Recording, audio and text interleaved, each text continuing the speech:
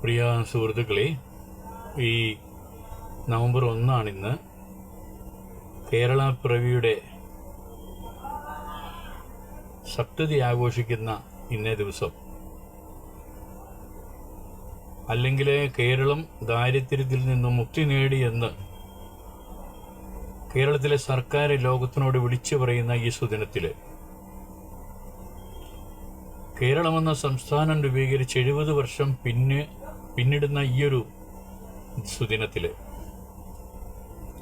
ഒരു ചെറിയ 1-2 കാര്യങ്ങൾ നിങ്ങളുമായിട്ട് പങ്കുവെക്കുന്നതിന് വേണ്ടിയിട്ടാണ് ഞാൻ ഈ കൊച്ചു വീഡിയോയുമായിട്ട് നിങ്ങളുടെ അടുത്തേക്ക് വന്നത്.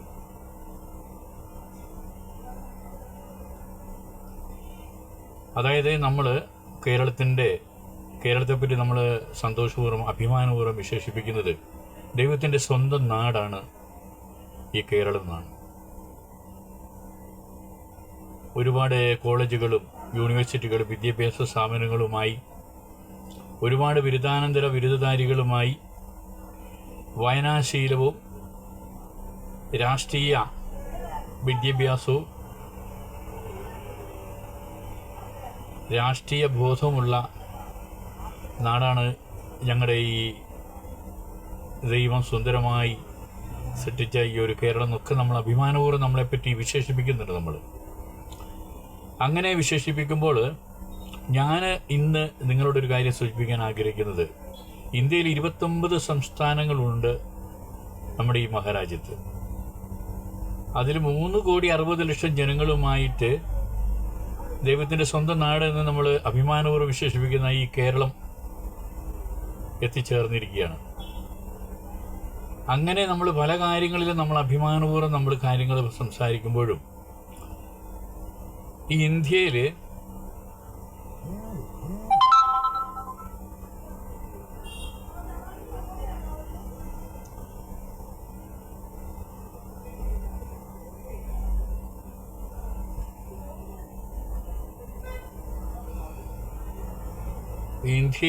ഏറ്റവും കൂടുതൽ ജനങ്ങൾ ആത്മഹത്യ ചെയ്യുന്നവരിൽ ഇന്ത്യയിൽ 1-ാം സ്ഥാനവും നമുക്കുണ്ട്.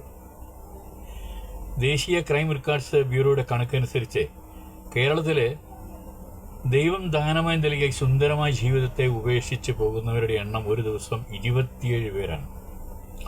27 വ്യക്തികൾ കേരളത്തിൽ ഒരു ദിവസം ആത്മഹത്യ ചെയ്യുന്നുണ്ട് എന്ന് പറഞ്ഞാൽ 27 കുടുംബങ്ങൾ അനാഥമാകുന്നുണ്ട്.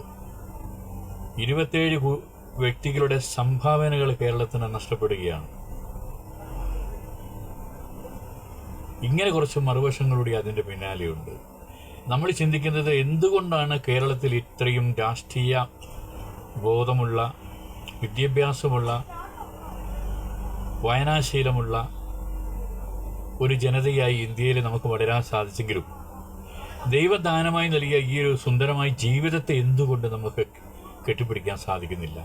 എന്തുകൊണ്ട് ജീവിതത്തിലെ പ്രയാസങ്ങളും പ്രതിസന്ധികളും വരുമ്പോൾ നമ്മൾ മരണമെന്ന ഒരു യാഥാർത്ഥ്യത്തിലേക്ക് നമ്മൾ ഓടി അടുക്കുന്നത് എന്തുകൊണ്ടാണ് ഈ കുടുംബത്തെയും നമ്മുടെ നാടിനെയും എല്ലാം ഉപേക്ഷിച്ച് പോകാൻ മടിയില്ലാത്തവരായും കൂടിയായി മലയാളികളും മാറിയത്?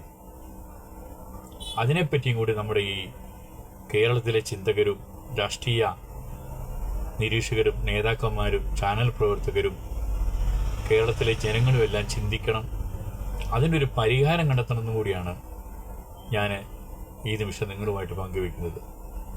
നമ്മൾ നോർത്ത് ഇന്ത്യയൊക്കെയുള്ള പല സംസ്ഥാനങ്ങളെയും വളരെ ആക്ഷേപത്തോടു കൂടിയോ, അല്ലെങ്കിൽ അവരൊക്കെ നമ്മുടേക്കാളൊക്കെ ചിന്താഗതികളിലൊക്കെ അല്ലെങ്കിൽ ബുദ്ധിപരമായിട്ടൊക്കെ നമ്മളെക്കാളും രാഷ്ട്രീയ പാണ്ഡിത്യത്തിലൊക്കെ നമ്മുടെ പുറകിലാണ് എന്നൊക്കെ നമ്മൾ ചിന്തിക്കുന്നവരാണ് പൊതുവെ മലയാളികൾ. പക്ഷെ എന്തുകൊണ്ട് ജീവിതത്തിലെ പ്രയാസങ്ങളും പ്രതിസന്ധികളും പ്രശ്നങ്ങളും നമ്മുടെ ജീവിതത്തിലേക്ക് കടന്നു വരുമ്പോൾ നമ്മൾ ജീവിതത്തിൽ നിന്ന് ഓടി ഒളിക്കുന്നതിന് കാരണം എന്താണ്? ഈ ഒരു കാര്യം നിങ്ങളുമായിട്ട് സൂചിപ്പിക്കാനാണ്. ഇത് കേരളത്തിലെ രാഷ്ട്രീയക്കാരും അത് സാമൂഹിക ചിന്തകരും ഭരണ നേതൃത്വവും എല്ലാം ഈ ഒരു കാര്യത്തിൽ അടിയന്തരമായി പഠിക്കുകയും അതിന് പരിഹാരം നടപടികൾ എടുക്കുകയും ചെയ്യണമെന്ന് മാത്രം ആവശ്യപ്പെട്ടുകൊണ്ട് ഞാൻ എൻ്റെ കൊച്ചു വീഡിയോ നിർത്തട്ടെ. നന്ദി, നമസ്കാരം.